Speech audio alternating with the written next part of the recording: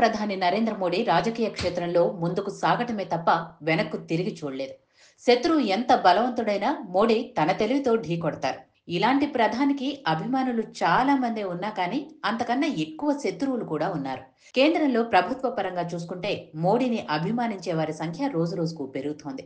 10 ఏళ్ల పాటు ఆయన ట్యాక్సుల పేరుతో దోచుకున్నారనే విమర్శలున్నా ఇప్పుడు మాత్రం ఆయన ఇస్తున్న రిలీఫ్లు అందరినీ ఆకట్టుకుంటున్నాయి. వాత పెట్టి వెన్నపూస్తున్నారని సెటైర్లు వినిపిస్తున్నా ఇతరులు ఉంటే అది కూడా చేయరని నమ్ముతున్నారు. అందుకే మోడీ ఇప్పుడు అందరికీ, ముఖ్యంగా మధ్యతరగతికి బాగా నచ్చేస్తున్నారు. గత ఏడాది మార్చి వరకు నెలకు 60,000 సంపాదించేవారు ఇన్కమ్ ట్యాక్స్ కట్టాల్సి వచ్చేది. ఎలా చూసినా ఏడాదికి 40,000 రూపాయలు చెల్లించాల్సి వచ్చేది. కానీ ఇప్పుడు ఆ 40,000 మిగులుతున్నాయి. 12 లక్షల వరకు ట్యాక్స్ లేదు.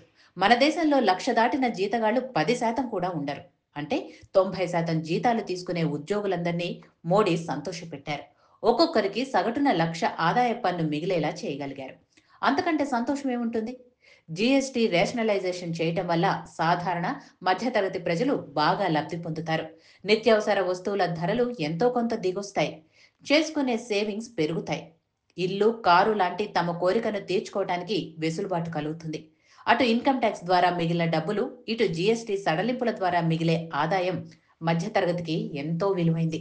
ఇవి వారి జీవన ప్రమాణాలు పెంచేందుకు ఖచ్చితంగా ఉపయోగపడతాయి. సాధారణంగా రాజకీయ పార్టీలు, ముఖ్యంగా అధికారంలో ఉన్న పార్టీలు ఎన్నికల ప్రయోజనాల కోసం రిలీఫ్లు ఇస్తుంటారు. కానీ మోడీ ఎలాంటి ఎన్నికలు లేకపోయినా మధ్యతరగతిని కరుణించారు. పన్నుల మీద పన్నులు అని ప్రజలు అసహనం చెందకుండా చాలా వేగంగా నిర్ణయం తీసుకున్నారు. ఏర్పడాల్సిన అసహనం కాస్త ఆయనపై అభిమానంగా మారింది.